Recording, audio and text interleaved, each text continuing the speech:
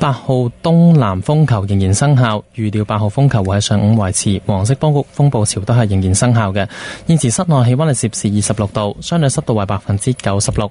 咁我哋開始接聽聽眾電話啦，係蘇生嘅電話。早晨，早安，係早晨。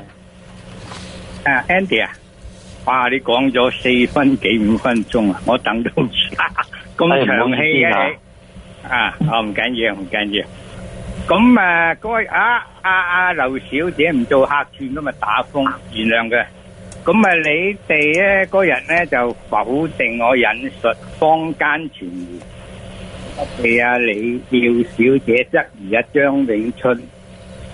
咁佢研究緊執法部門實行葡國時期嘅形式退休制度，佢又唔係張長嘅發言嘅，係嘛？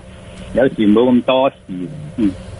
咁就你哋嘅工種啊，同啲雜工冇乜分別，係人工係高啲嘅啫。同埋我成日要求嗰個司警部門同埋警察部門咧係啱嘅，佢哋唔係同你哋嗰啲人有仇噶嘛，成日窒頭窒勢，係嘛？咁Andy 冇嘢傾，同你傾下先吓。咁你之前講咗，又話去大灣區發展，而家爛晒尾，點解咧？咪呢個係你嘅理解啫。事實係點嘅話，我諗即係澳門居民睇得到嘅。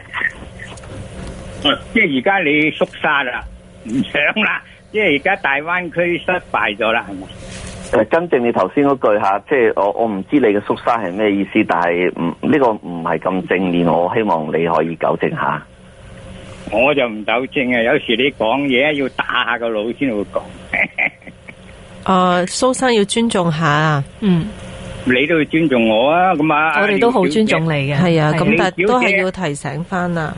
好啊，廖小姐，你唔記得你叫我打下個腦先講嘢？可能你誤解咗我意思。咁你而家雷文強夠誤解我意思咯？佢點誤解你意思咧？佢話我叫佢打下個腦有咩問題啊？廖小姐我之前講拍腦袋咧係一個廣東嘅俗語咁樣咯，可能你對於中文唔係太了解啊。拍腦袋係話唔經思考就講出嚟嘅意思。而家我就質疑阿 Andy 啦，係啦，一樣啫嘛，同你嘅意思係咪？咁你講下你嘅理據咯。你質疑冇問題嘅，不過希望唔好加入太多個人主觀嘅結論咯，因為你好歡迎你做任何嘅批評嘅但係唔能夠作為一個結論咯吓。咁你哋嗰班人又唔好作一個結論啊，就胡言亂語啊。咁我而家講咧，胡言亂語。你唔認咪算啦。